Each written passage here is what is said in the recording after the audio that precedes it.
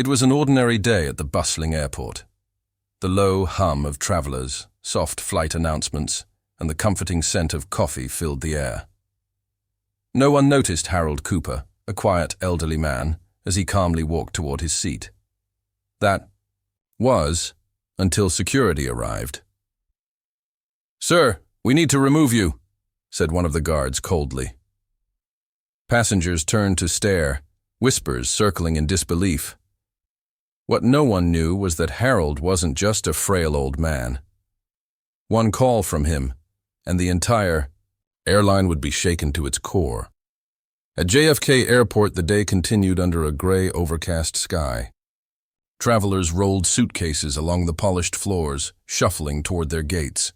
Among them, Harold moved quietly, almost invisible, with the tired look of someone who had endured life's storms. He was headed to Los Angeles, ticket in hand, looking every bit the weary passenger, except he wasn't. Flight attendant Sarah noticed him as he entered first class.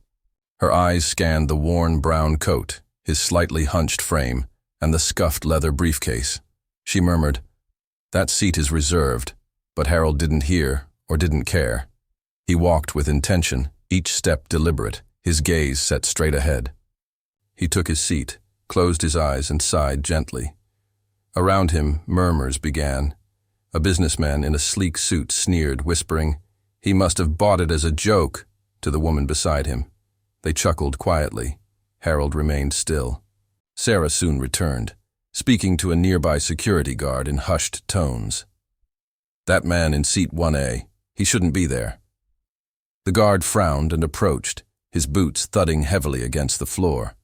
Harold barely had time to open his eyes before a firm tap landed on his shoulder. "Sir, I'm afraid you're in the wrong seat," the guard said flatly. Harold, confused, held up his boarding pass. "This is my seat," he replied calmly. The guard barely glanced at the pass. "Please follow me." Harold stood slowly, his joints creaking. Passengers stared as he was led away. No one said a word. At the cabin door, the guard turned again. "We have to ask you to leave the aircraft." Harold's voice cracked. "But I'm in my seat." The guard didn't flinch. "We're following protocol." The door closed behind him. The murmurs grew louder. The cold metal around him felt like a cage. He stood straight, his expression unreadable. No one understood who he was. On the tarmac, Harold pulled out his phone. Just one call. That's all it would take. With trembling fingers, he dialed. On the other end, the voice came through, calm and confident. "Mr. Cooper, how can I help you today?" It was Robert Gray, CEO of one of the largest investment firms in the world, Harold's firm. For a moment, everything was still. "Robert," Harold said steadily, "I need you to do something for me, something big." A pause, then Robert responded carefully, "Anything you need, Mr. Cooper." Harold's memory flashed with images, the flight attendant's glare, the businessman's laughter, the guard's coldness. "Pull all of our funding from that airline.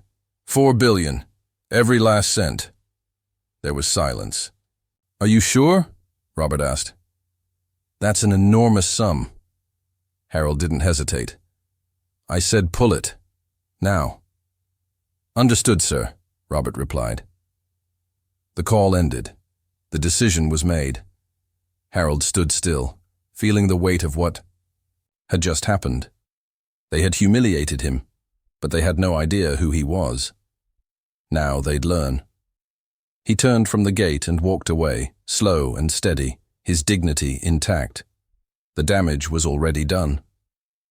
At the airline's headquarters, panic spread like wildfire. Robert had acted instantly, mobilizing the finance team to begin pulling every dollar. Executives were stunned, scrambling for answers. Why were billions vanishing? It was too late. Harold had already won.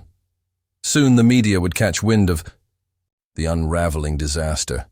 The CEO who laughed, the guard who mocked, they'd all be exposed. The airline, once a pillar of the industry, teetered on collapse. Harold Cooper had orchestrated it with a single phone call. As he left the airport, Harold felt the chill of the evening air. There was no rush. His move had been made. But this wasn't the end. It was only the first step. The arrogance that ran deep through the airline's culture, the belief that people were expendable, was what Harold really aimed to destroy. He had been dismissed and underestimated too many times. Not anymore. His phone buzzed. A message. From Robert.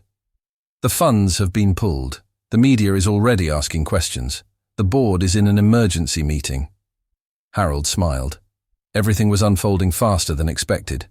The pressure was building, and the airline's leadership had no idea how to stop what was coming.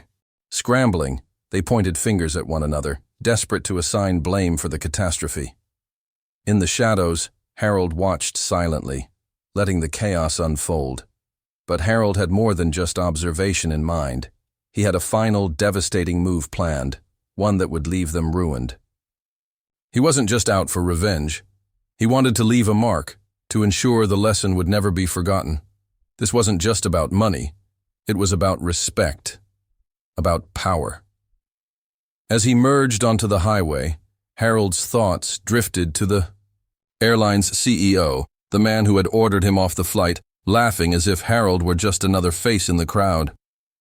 That man had no idea who he had crossed. Harold had done his homework.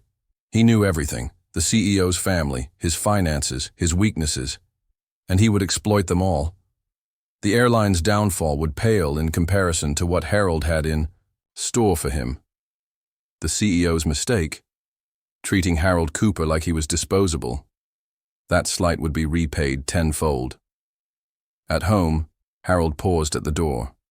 There was no turning back now. The game had begun.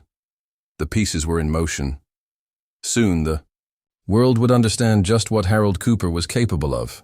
As morning broke over the city, casting a pale glow through the windows of his study, Harold stared at the phone in his hand. The call he had made was already shaking the industry. Airline stocks had tanked, and rumors were spreading fast. The storm had started, and no one knew who had summoned it. The phone buzzed. It was Robert. Harold answered, his pulse quickening. "The media's everywhere," Robert said. "The CEO's scrambling.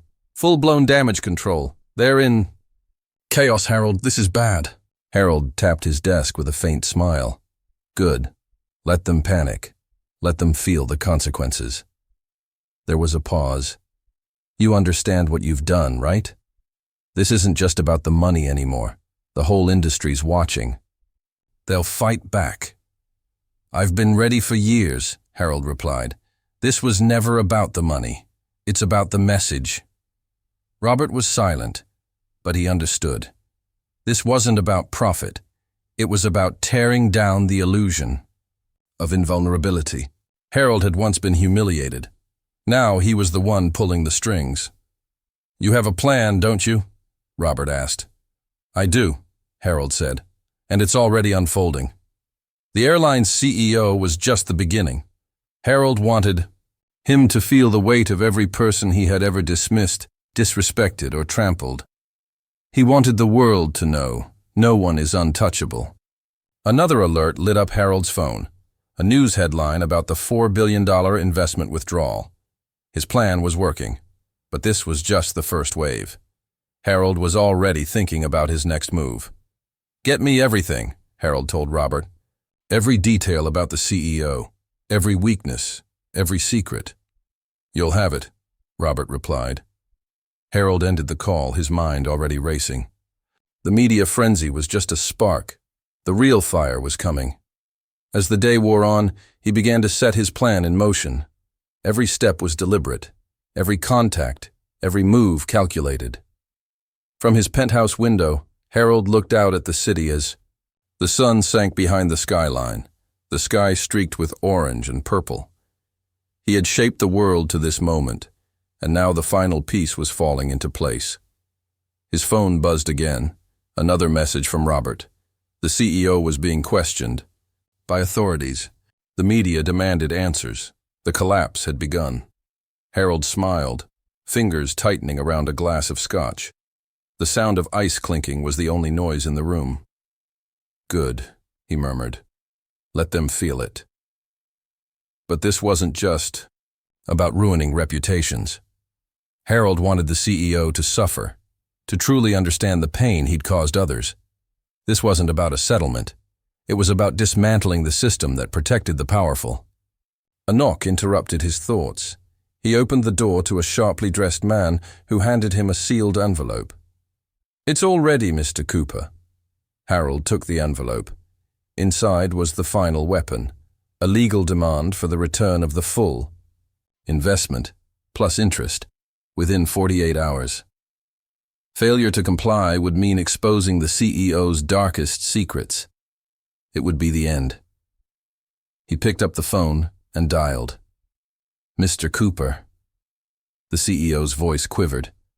"I didn't expect to hear from you so soon." "I have what I need," Harold said coldly. "You have 48 hours. Comply, or face the fallout." A long pause. Then the CEO responded, voice shaking. "You don't know who you're dealing with." "I know exactly who I'm dealing with," Harold replied.